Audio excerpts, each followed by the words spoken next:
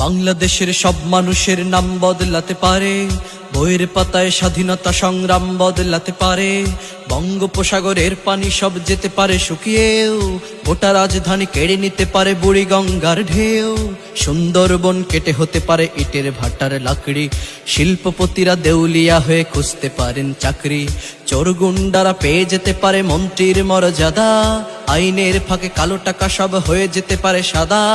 অনেকেই বলে এই দেশ নাকি হুজুগ জাতির দেশ, দফায় দফায় বদলায় এর রং ঢং পরিবেশ। তাই বলে ইসলাম এ দেশে হুজুগে হবে না শেষ, হুজুগে হবে না শেষ। ইসলাম এ দেশের পরতে পরতে জনপদে ঘরে ঘরে, ইসলাম এ দেশের 90% মানুষের অন্তরে। ইসলাম নিয়ে কেউ ছিনিমিনি খেলে এমন সাধ্য নেই, আর কিছু থাক না থাক তবুও ইসলাম থাকবেই, সবকিছু বদলে যাক তবুও ইসলাম থাকবেই।